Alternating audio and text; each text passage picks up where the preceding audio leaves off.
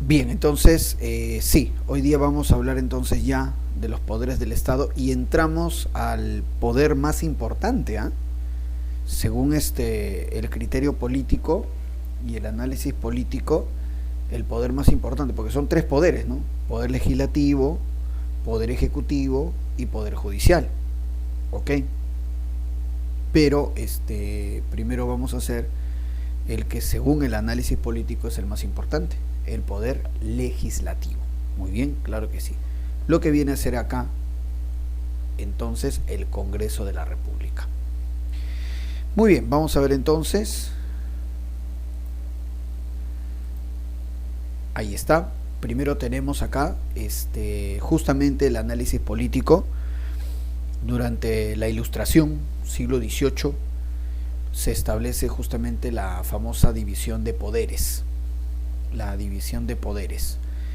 El famoso pensador intelectual Charles Secondat, barón de Montesquieu, es el que hace la clásica división de poderes.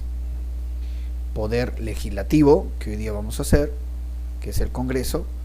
Poder ejecutivo, que es el presidente y el Consejo de Ministros. Y el Poder Judicial, muy bien, que es la Corte Suprema y la Corte Superior. Muy bien, entonces ahí está. Es cierto que Montesquieu se basa en un pensador más antiguo, que es John Locke, ¿no? John Locke ya había hablado acerca de esta división de poderes y Montesquieu lo teoriza bastante en su libro El espíritu de las leyes. Muy bien, el espíritu de las leyes. Ahora, ahora, importante indicar por qué. ¿Por qué Montesquieu plantea, ¿no?, la separación de poderes? Porque el siglo XVIII, el siglo de las luces, ¿no?, al cual pertenece Montesquieu, era una crítica a lo que había sido la forma de gobierno anterior, que era el famoso absolutismo. En el siglo XV, XVI, XVII se había dado el gobierno absolutista, donde el rey acumulaba absolutamente todos los poderes. Muy bien, pero lastimosamente los reyes, al concentrar todos los poderes, caían muchas veces en el abuso, caían en el descuido, caían incluso en actos abusivos y de mal gobierno. Entonces, por eso en el siglo XVIII pensadores como John Locke y luego como Montesquieu planteaban que lo mejor sería repartir el poder, que no se concentre, sino al contrario, se reparte el poder para que así se evite caer en los abusos y que cada uno de estos poderes como que supervise lo que hace el otro, justamente para evitar malos gobiernos y caer en la arbitrariedad. Muy bien, justamente vemos acá en este esquemita calado el sistema del check and balance, que significa el balance del control y el equilibrio, pesos y contrapesos, ¿no? Entonces el poder legislativo fiscaliza al poder ejecutivo y a su vez el poder judicial puede tomar denuncias si es que el poder ejecutivo o legislativo no está actuando correctamente. Un equilibrio de poderes, de pesos y contrapesos, ¿no? Lo que en Inglaterra y en Estados Unidos se llama check and balance. Muy bien, entonces poder legislativo, ahí está, el Congreso de la República, primer poder del Estado. ¿Por qué? Profe, ¿por qué primer poder del Estado? Porque el Congreso representa al pueblo. Recuerda que los congresistas son elegidos en una votación universal, en una votación libre. La gente ha escogido a los parlamentarios. No es que los parlamentarios estaban pasando y se metieron, no. Todos esos parlamentarios han sido elegidos por la población. Muy bien, entonces, en una democracia representativa. Que ahora, a los 5 minutos, la gente se decepcione, que la gente reniegue, que la gente diga, no, que por ahí, esa es otra cosa.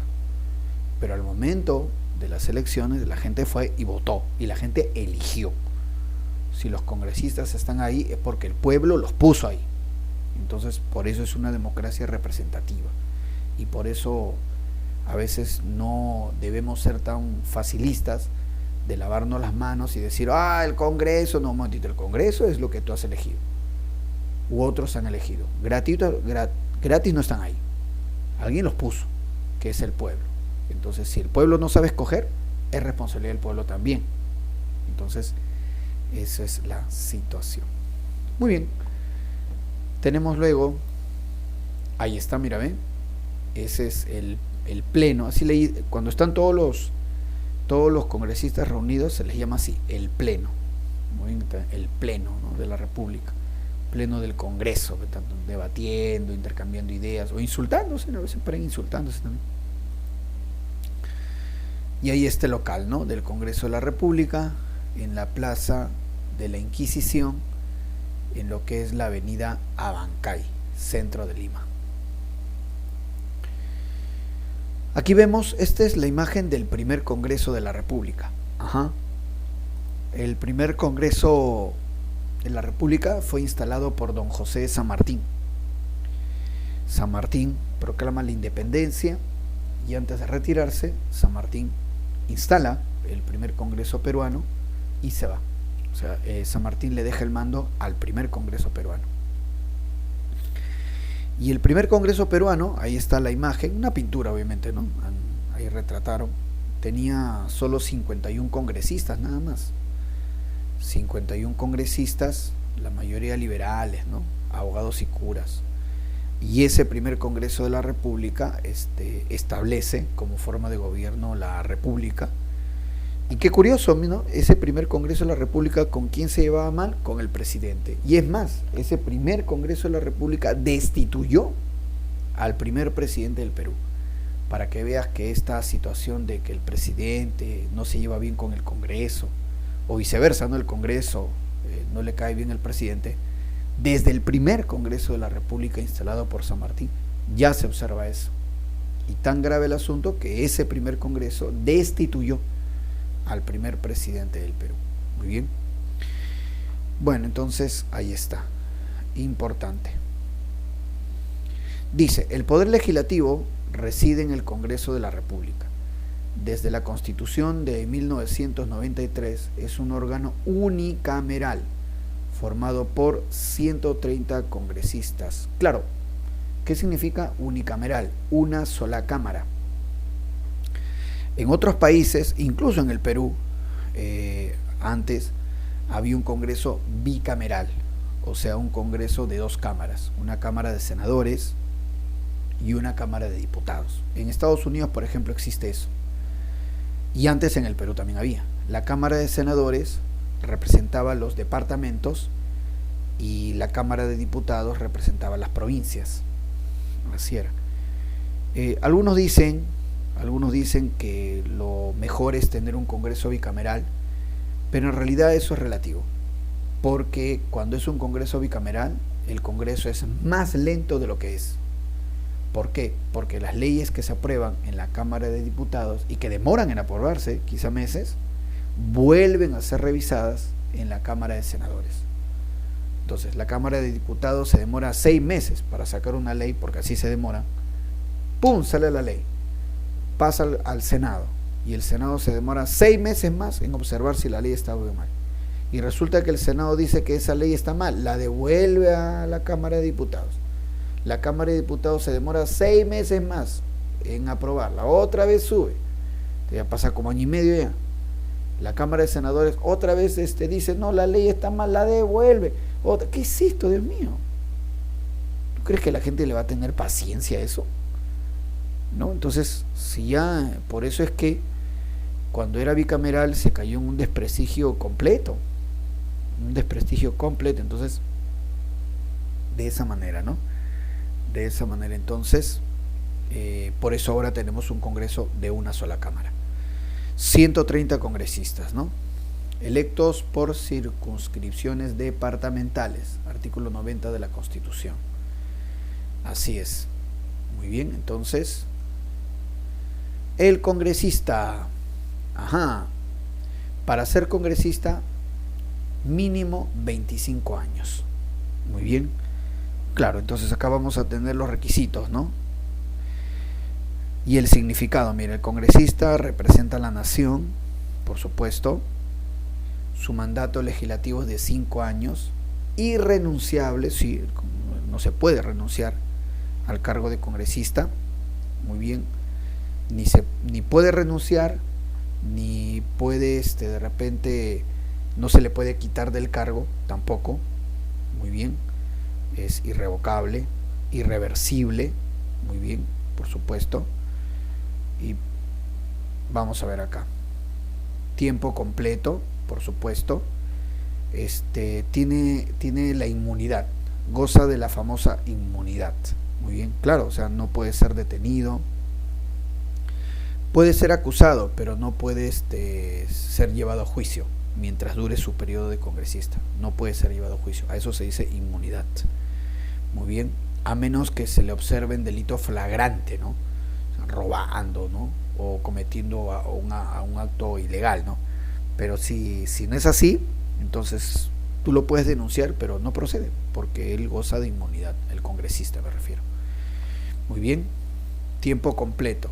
El congresista sí se dedica a su labor de legislación. Solamente a la par de congresista puede ser ministro o vicepresidente. Claro que sí, ministro o vicepresidente. Por ejemplo, ¿no? Por supuesto, entonces eso es lo que debemos tomar en cuenta, ¿no? Por eso muchos congresistas, en algunos casos, ¿no? Algunos congresistas también han sido vicepresidentes. Muy bien, entonces el congresista solamente puede ser o vicepresidente o ministro de Estado. Por ejemplo, actualmente me parece que hay varios congresistas que son a la vez ministros, entonces ese tipo de función sí puede hacer. Incompatible, claro, ya ves, incompatible con otra actividad, salvo ministro o vicepresidente. No está sujeto a mandato imperativo, o sea, no es responsable ante sus electores, ante autoridad ni órgano jurisdiccional por las opiniones o votos que emite. Claro, es cierto, tampoco puede ser interpelado, o sea, el congresista no le debe explicaciones a nadie. Muy bien, así es simple.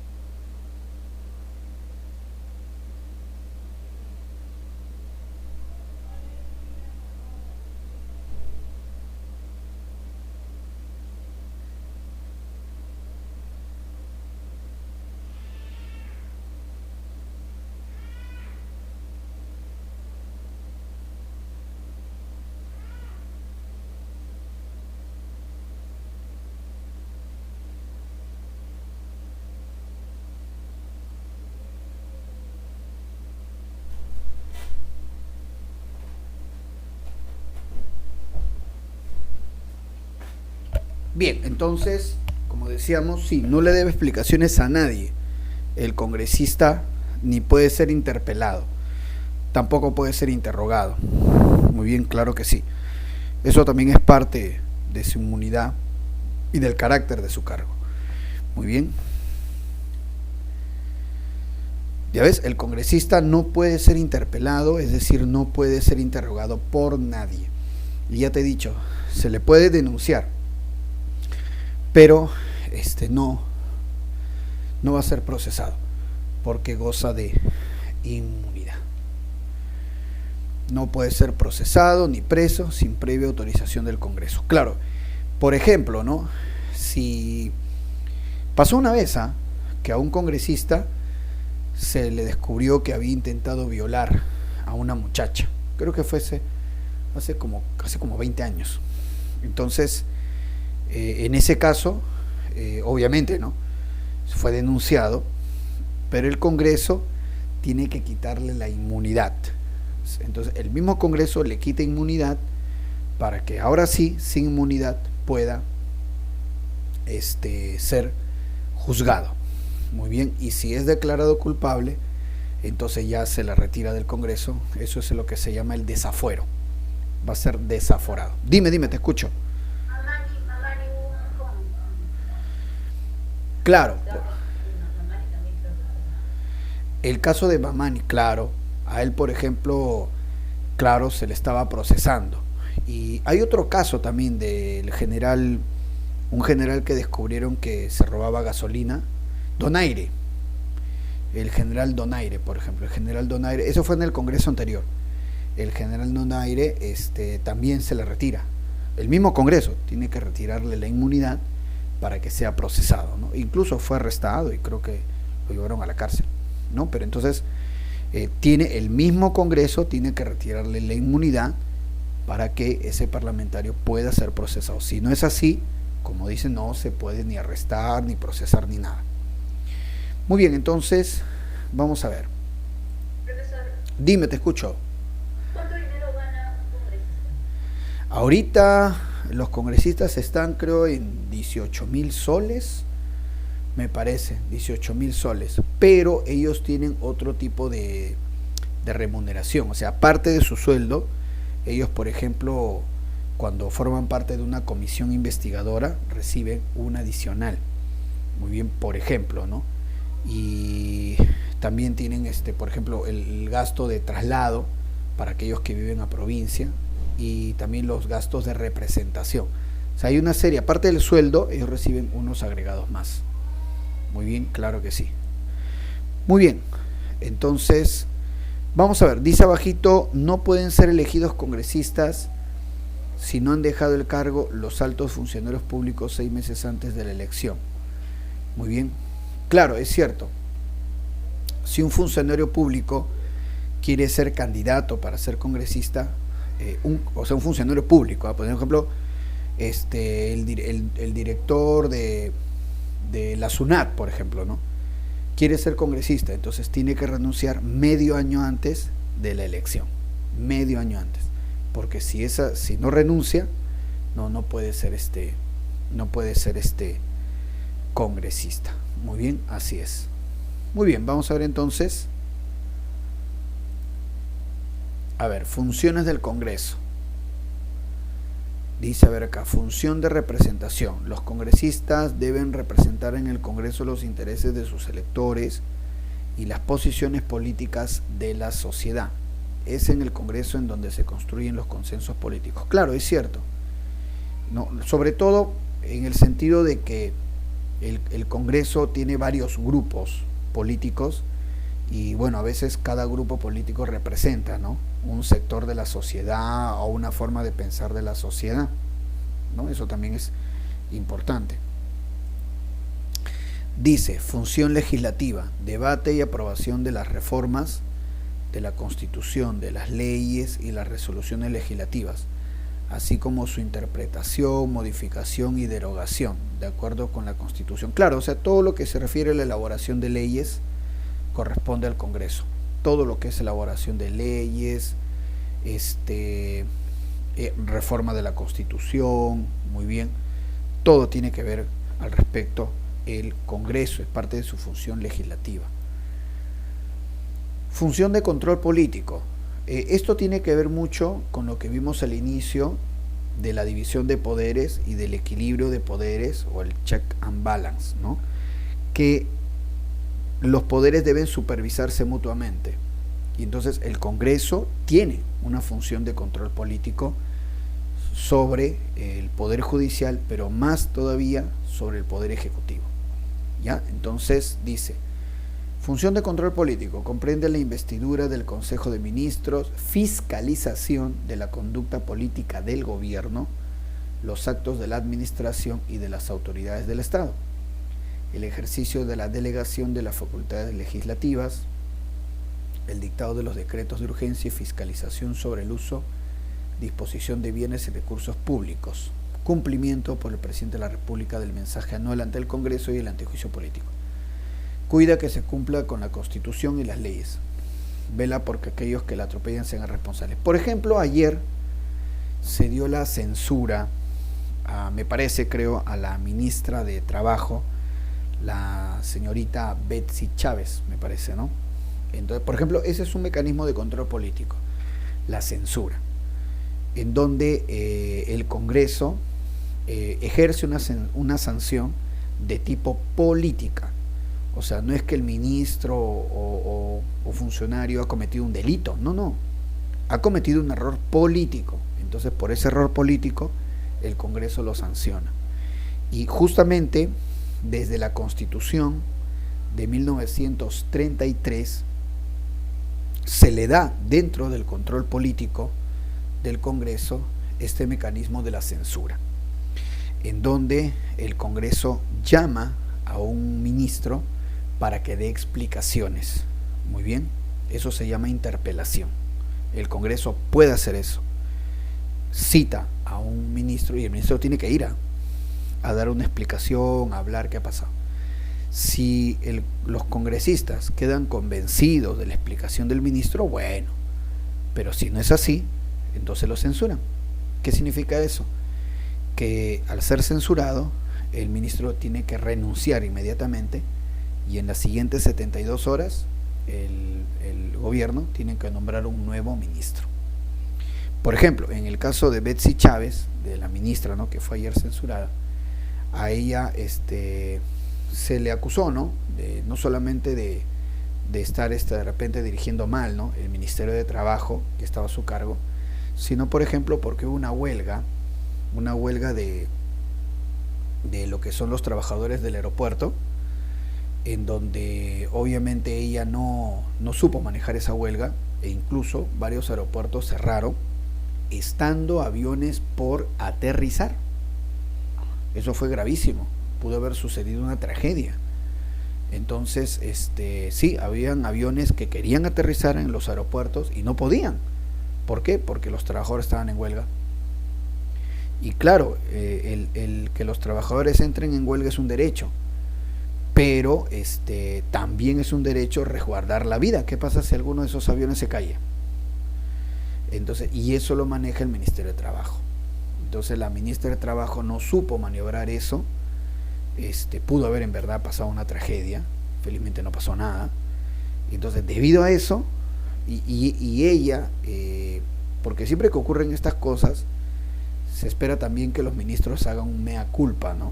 O sea, digan, caramba, no me equivoqué, pero no, en ningún momento ella dio explicaciones, nada, como si no hubiera ocurrido nada.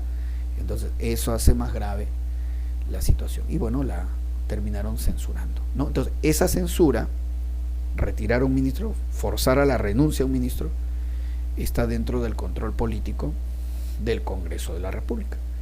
Muy bien, ahí está. Luego, vamos a ver acá.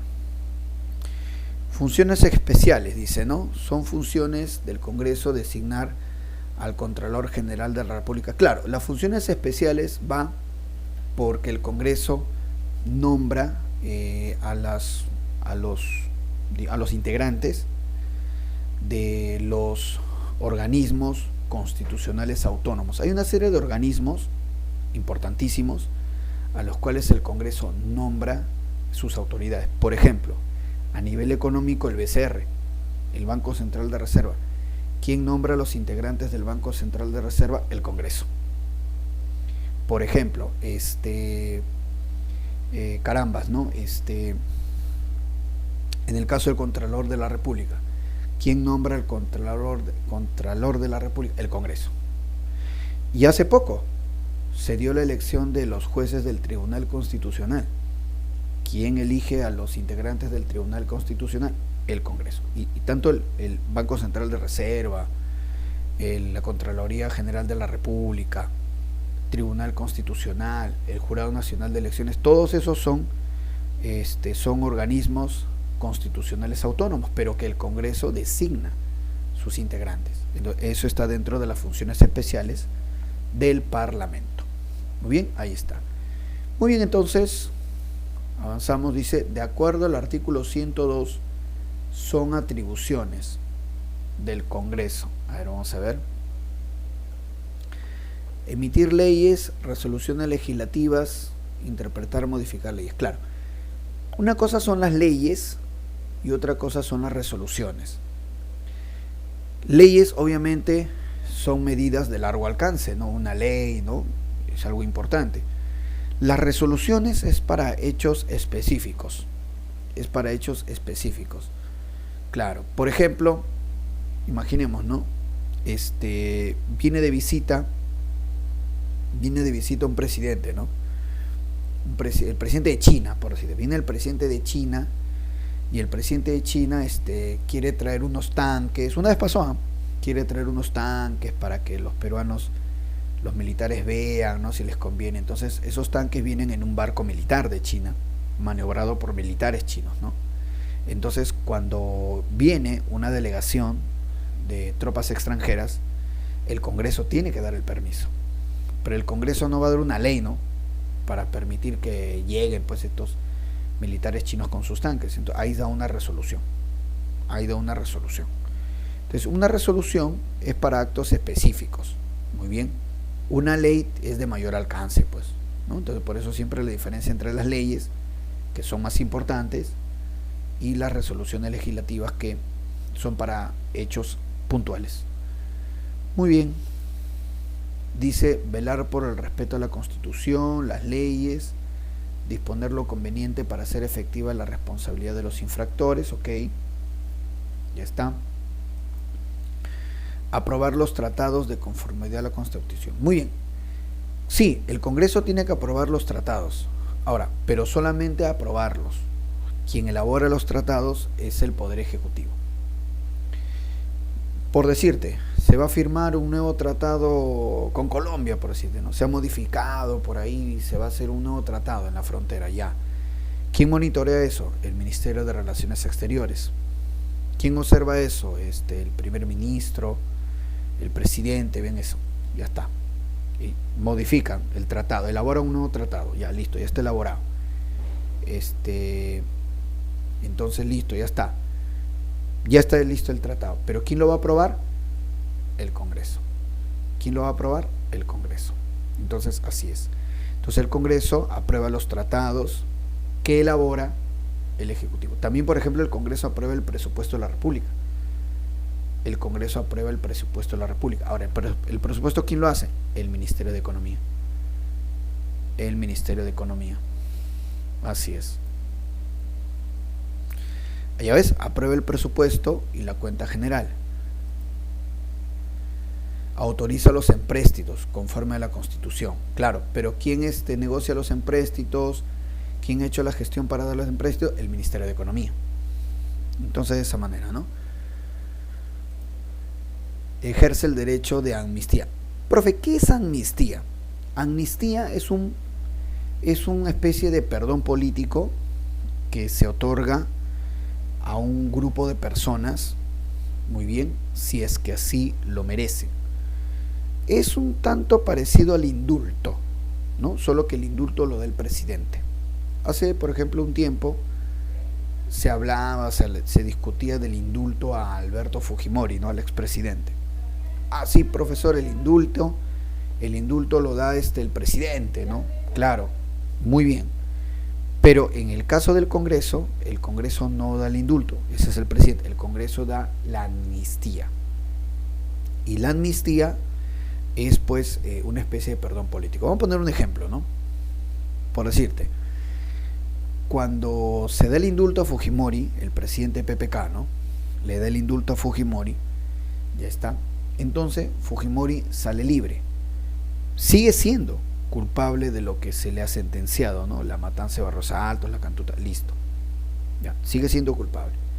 Pero con el indulto, él ya no va a pagar su culpa en la cárcel, sino queda en libertad, ¿no? Se supone que el indulto es porque la persona ya está mayor o la persona está enferma, en fin. Entonces, el indulto simplemente saca en libertad al preso, sigue siendo culpable de lo que se condenó, pero ya se va a su casa, no sale de la cárcel. En cambio, la amnistía que da el Congreso es distinta, porque en la amnistía, que generalmente se le da a un grupo de personas, con la amnistía no solamente el preso sale libre, se borra su sentencia. Con la amnistía sale libre y se borra su sentencia, como si nunca hubiera sido juzgado, como si nunca hubiera sido procesado, como si nunca hubiera sido sentenciado. Esa es la diferencia. El indulto simplemente sale libre, sigue ahí su condena, solo que ahora está libre, la va a pasar en su casa. En la amnistía sale libre y se borra, como si nunca, se borra su condena, se borra su sentencia, se borra todo. Para que veas, pues amnistía, pues no, amnistía significa falta de memoria, ¿no? O sea, se borra todo. Claro que sí. Y generalmente, repito, es a un grupo de personas la amnistía, y eso lo da el Congreso. Muy bien, dice luego, aprobar la demarcación territorial que proponga el Poder Ejecutivo. Aprobar la demarcación territorial que proponga el Poder Ejecutivo. Muy bien, claro, también. Dice, prestar consentimiento para el ingreso de tropas extranjeras en territorio de la República, siempre que no afecte en forma alguna la soberanía nacional. Justo el caso que te dije hace un rato. Si llega una delegación, ¿no? Como pasó hace en el gobierno de Alan García, me parece, vino una delegación de militares chinos trayendo tanques, armamento, una gran delegación de militares chinos. Y ahí, por ejemplo, el Congreso tuvo que dar su consentimiento, ¿no? Para que entren estas tropas chinas a nuestro país. Muy bien. ¿Qué más? Autorizar al presidente de la República para salir del país. Claro, es cierto. Cada vez que el presidente sale de nuestro país, tiene que pedirle permiso al Congreso.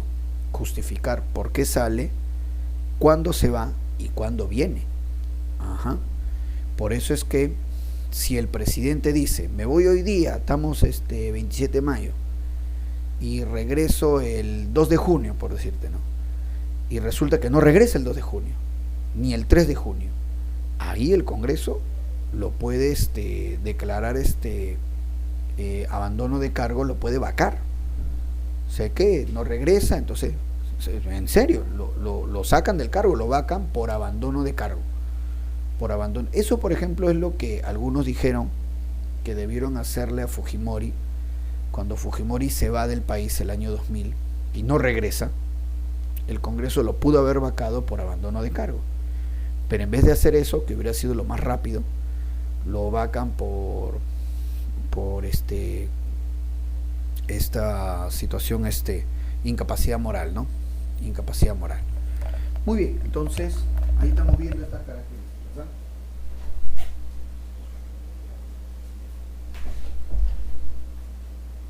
Bien, entonces ahí está. Seguimos viendo, seguimos analizando las atribuciones del Congreso según el artículo 102, de la Constitución Política. Ejercer las demás atribuciones que señala la Constitución y las que son propias de la función legislativa. Bueno, vamos a ir viendo, acá. Organización del Congreso. Ahí está el Congreso de la República. El Pleno, que ya te he dicho que es la reunión de todos los congresistas, de los 130. Ok. El Consejo Directivo. El Consejo Directivo es la mesa directiva, que es el presidente y los vicepresidentes del Congreso, más los representantes de los diferentes grupos políticos. Entonces, ese Consejo Directivo es muy importante. Entonces, repito, el Consejo Directivo está el presidente del Congreso, o presidenta, ¿no? Porque ahorita es presidenta del Congreso, la señora Mari Carmen Alba, los vicepresidentes, que son 3, y los representantes de los diferentes partidos. Representantes del Partido Perú Libre, representantes del partido de la señora Keiko Fujimori, así es,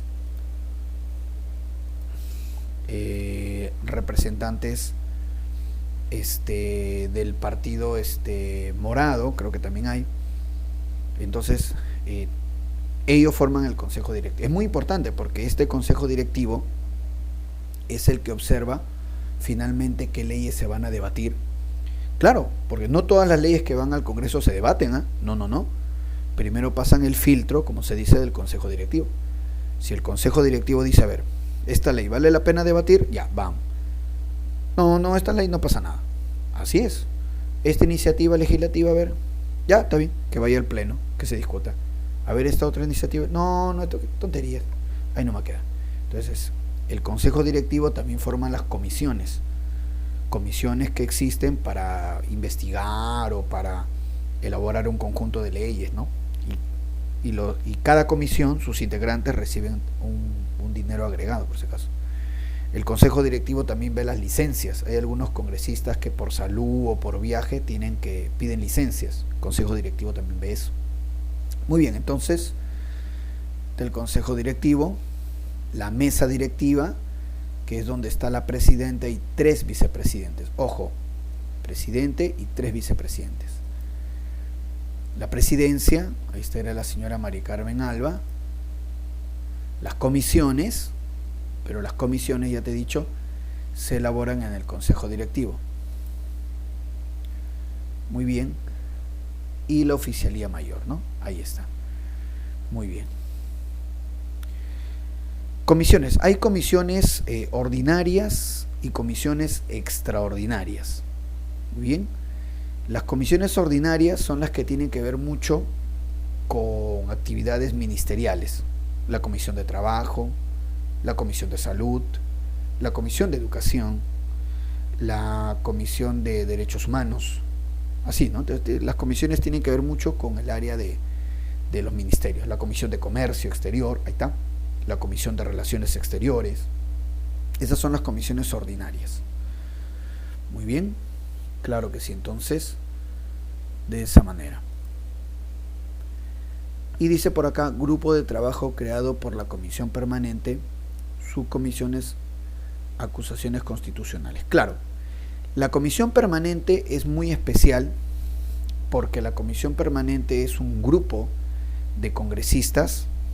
Ahí está el 25% de los congresistas, de los diferentes grupos políticos, el 25% de todo el Congreso. Si son 130, el 25% son más o menos 30 y tantos congresistas de los diferentes grupos políticos. Esta comisión permanente es muy importante, por ejemplo, cuando el Congreso entra en receso.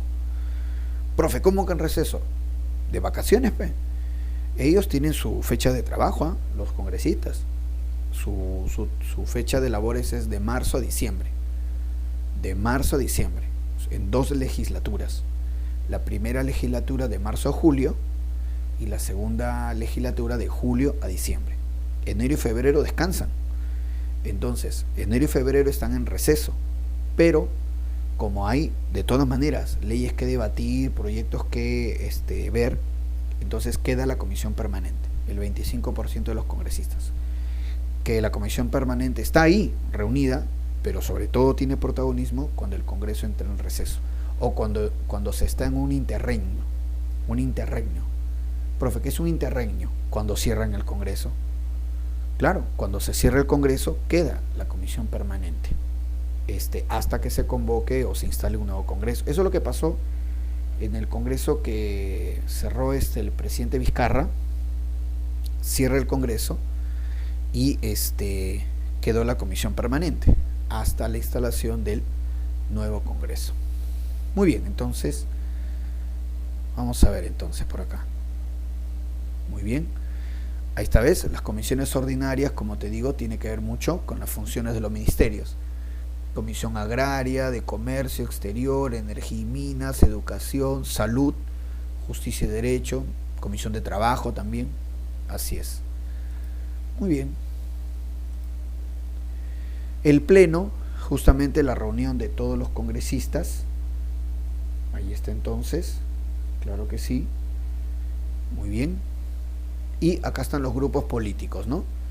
Número de curules por partido en el Congreso. Claro que sí. Muy bien. Ahí está entonces.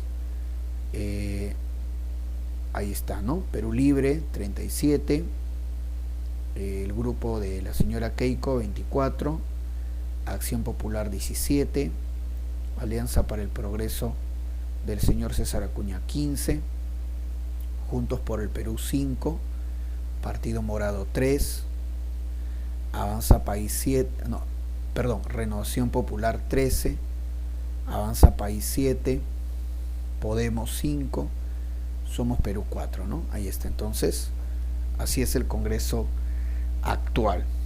Así es el Congreso actual. Profe, ¿por qué se le llama curules a los sitios donde, ¿no?, donde están los congresistas? Porque en la antigua Roma, los senadores, y vemos acá una escena, los senadores, muy bien, muchos de ellos tenían un banquito, que es este de acá, que se llamaba curul. Entonces, ahí está, ¿ve? Acá por ejemplo hay uno, ¿no? Este es una curul. Entonces por eso se llama curules, ¿no? Las curules, número de curules. Por el banquito que utilizaban los antiguos romanos, ¿no? Ahí está la curul. Así es. Muy bien. Ah, mira, ahí está el consejo directivo, justamente, integrado por los miembros de la mesa directiva, presidenta y vicepresidentes, y los portavoces, o sea, los representantes de los diferentes grupos políticos. Aquí está, esta es la mesa directiva, la presidenta, la señora Mari Carmen Alba, ¿no? Y la vicepresidenta, muy bien, este es el señor Wong y la señora Patricia Chirinos. Ahí está. Y la junta de portavoces, ¿no? Entonces, la suma de estos dos, de la mesa directiva y la junta de portavoces, es el consejo directivo. Que ya te he dicho que el consejo directivo se encarga de ver qué leyes se van a debatir, licencia para congresistas, muy bien, así es, ¿no? Importante. Dice por acá, 2, la presidencia del Congreso de la República representa al Congreso, preside las sesiones del Pleno, de la Comisión Permanente y la Mesa Directiva, cediendo el uso de la palabra, haciendo guardar el orden. Muy bien. Y luego dice acá, la Mesa Directiva tiene a su cargo la administración del Congreso. Muy bien, está la presidenta y los 3 vicepresidentes. Perfecto. Ahí está, ¿no? Presidenta del Congreso, Mari Carmen Alba, ¿no? Prieto, Acción Popular. Primera vicepresidenta, Lady Camones Soriano, del Partido Alianza para el Progreso de César Acuña, y es la primera vicepresidenta. El segundo vicepresidente, muy bien, segundo vicepresidente, Enrique Huampujada, del grupo Podemos Perú. Así es. Y la tercera vicepresidenta, la señora Patricia Chirinos Venegas, de Avanza País. Muy bien, ahí está, Patricia Chirinos. Muy bien. Vamos a ver entonces. Claro. Cuando, profe, y esta mesa directiva, ¿no? La presidenta del Congreso, la señora Mari Carmen Alba, ¿qué? ¿Se queda a los 5 años? No, cada año se renueva. Cada año se renueva. Entonces ya para el mes de... Ya para este mes, ¿no? Supuesto, ¿no? En junio, julio, ya más o menos se va a saber quién va a ser el nuevo presidente o presidente del Congreso. Así es. Dice por acá la comisión permanente, ¿no? Como te digo, la comisión permanente, que es una comisión extraordinaria, muy bien, claro, no excede el 25% del número total de congresistas, que sería más o menos 30, más o menos, ¿no? Claro que sí. Así es. Y la comisión permanente es la que se queda trabajando cuando hay el receso, o sea, enero, febrero, que el Congreso no funciona, o en el interreño, si en caso cerrase en el Congreso, la comisión permanente sigue sus labores. Sigue sus labores. Muy bien. Dice, sus atribuciones son designar al Contralor General de la República a propuesta del... Claro, ya estamos viendo, y ya te he dicho que las atribuciones del Congreso son nombrar las autoridades de los organismos constitucionales autónomos, Contralor de la República, integrantes del Banco Central de Reserva, del Jurado Nacional de Elecciones, entre otros. Muy bien. De la formación y promulgación de las leyes, también claro. tienen derecho a la iniciativa en la formación de las leyes, el presidente de la República y los congresistas. Bueno, tú sabes que iniciativa legal tenemos los ciudadanos, ¿ah? Claro, los ciudadanos podemos presentar una iniciativa de ley respaldada por el 0,3% de firmas del electorado nacional. El 0,3%, ¿cuántos electores somos? 15 millones de electores. El 0,3% de esos 15 millones, sus firmas, respaldan una iniciativa legal. Claro que sí. Y se lleva esa iniciativa legal al Congreso y a través de un congresista se presenta, ¿no? Y ya Consejo Directivo verá si esa iniciativa legal merece ser debatida o no. Dice por acá, la ley aprobada según la Constitución es observada por el presidente de la República en un plazo de 15 días. De lo contrario, la promulga el presidente o de la comisión permanente. La ley es obligatoria desde el día siguiente de su publicación en el Diario Oficial. Es cierto. Mira, ¿cuál es la ruta de la ley? Pongamos, ¿no? Ya. Queremos, no sé, una ley, en fin, ¿no? Para que no circulen las combis en Lima, por decirte, ¿no? Ya vamos a sacar una ley. Entonces, el 0,3% del electorado nacional ha firmado esa ley, ha apoyado con su firma esa ley. Muy bien. Entonces, esa iniciativa legal, respaldada por el 0,3% del electorado nacional en firmas, la llevamos a un congresista, ¿no? Un congresista, por decirte, no sé, de algún grupo, ¿no? Podemos Perú, ya está. Entonces, le damos al congresista de Podemos Perú, él lo presenta, ¿no? Primero al Consejo Directivo. El Consejo Directivo, ¿no? Presidenta, vicepresidente del Congreso, representantes de los partidos dicen, a ver, esta iniciativa legal, ¿no? En el Consejo Directivo, que no pasen mal las combis, ya, está bien, que vaya al Pleno, pum, lo vamos a debatir, listo, va al Pleno. Pongamos que se aprueba. Para que una ley se apruebe necesita mayoría simple, como son 130, o sea, más de 65 congresistas. Sí, la ley sacó 72, ya, listo, se aprobó.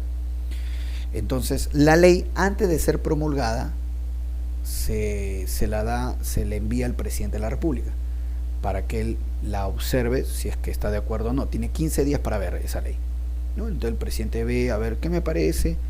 Que las combis no pasen en Lima. Interesante, bueno, ya. Si el presidente no dice nada, no la observa, pasan los 15 días, se publica en el Diario del Comercio. Perdón, El Peruano. Se publica en el Diario del Peruano y al día siguiente, ¿no? O sea, se manda al Diario del Peruano y el día de su publicación entra en vigencia esa ley. Esa es la ruta de la ley. Esa es la ruta de la ley. Muy bien. Así es. Muy bien, entonces, acá está, mira, este es como un repaso de lo que hemos hecho. Poder legislativo, parte del gobierno central o nacional, reside en el Congreso de la República, elegido por elección universal.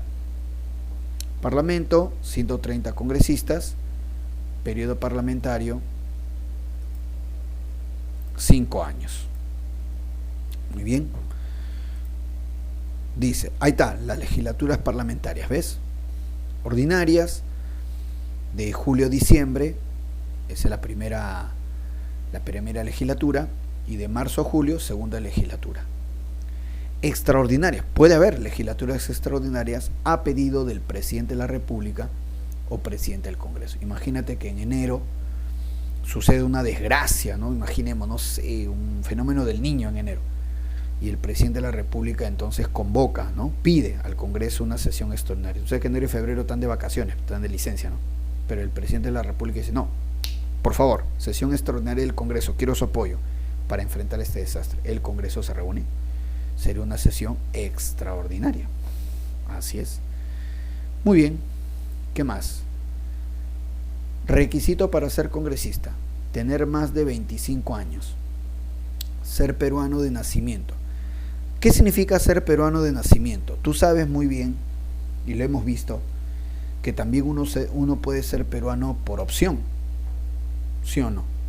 Si de repente alguno de ustedes tiene como pareja un venezolano o una venezolana, muy bien, y se casa con ese venezolano o venezolana, por ser ahora su pareja, ¿no?, ante la ley, ¿no?, su esposo o su esposa, accede a la nacionalidad. Eso sería por opción, pero bien claro dice, para ser congresista es peruano de nacimiento, no por opción.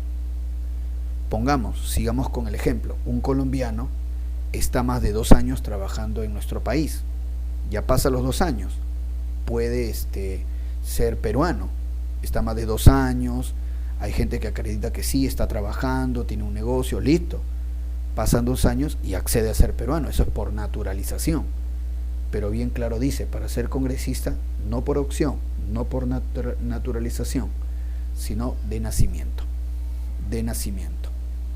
Muy bien, así es.